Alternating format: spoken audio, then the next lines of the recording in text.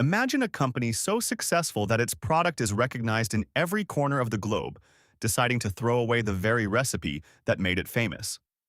In April 1985, Coca-Cola did exactly that, sparking a level of national outrage usually reserved for political scandals or economic collapses. It was a move so disastrous it led to protests, thousands of angry phone calls, and headlines that read like a national tragedy. But what if the greatest marketing failure in history was actually the best thing that ever happened to the brand? To understand why Coca-Cola would even consider changing its formula, you have to look at the competitive landscape of the early 1980s. For decades, Coke was the undisputed king, but a rival was closing the gap. Pepsi had launched the Pepsi Challenge, a series of blind taste tests that showed consumers consistently preferred the sweeter taste of Pepsi when they didn't know which brand they were drinking. Coke's market share was steadily shrinking, dropping from 60% after World War II to under 25% by 1983. The executives at Coca-Cola panicked. They believed the data was telling them a simple truth.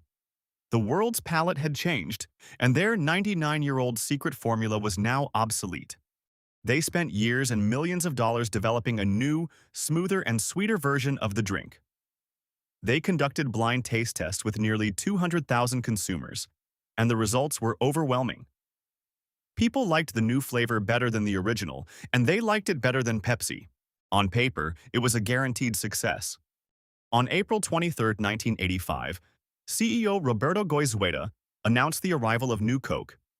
He expected a triumph. Instead, he got a revolution.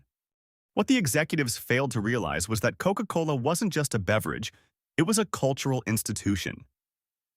The company's headquarters in Atlanta was flooded with 1,500 angry calls every day. People began hoarding the original cans in their basements as if they were preparing for a war.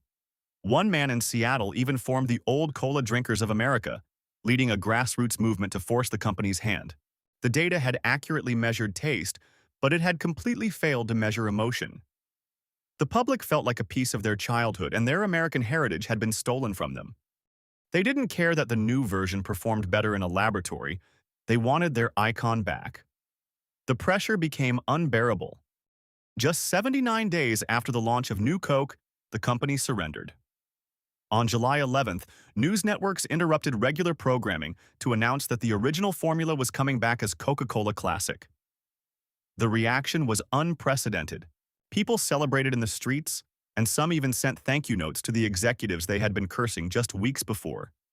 When the original formula returned to shelves, sales didn't just recover, they skyrocketed. By the end of the year, Coca-Cola Classic was outselling both New Coke and Pepsi by a massive margin. This sudden surge in dominance led to a popular conspiracy theory that persists to this day, that the entire disaster was a calculated marketing ploy to remind the world how much they love the original. However, the reality is far more humble. The company genuinely made a mistake. They followed the numbers but ignored the soul of their brand. As the company president Donald Keogh famously said, they could not measure the depth of feeling for Coca-Cola among the people. New Coke eventually faded into obscurity, but its legacy remains the ultimate lesson in brand loyalty. It proved that consumers don't just buy a product, they buy a connection to a story. By trying to fix what wasn't broken, Coca-Cola accidentally discovered that their greatest asset wasn't a secret recipe, but an emotional bond that no competitor could ever replicate. It was a failure that proved their dominance, reminding the world that some things are truly irreplaceable.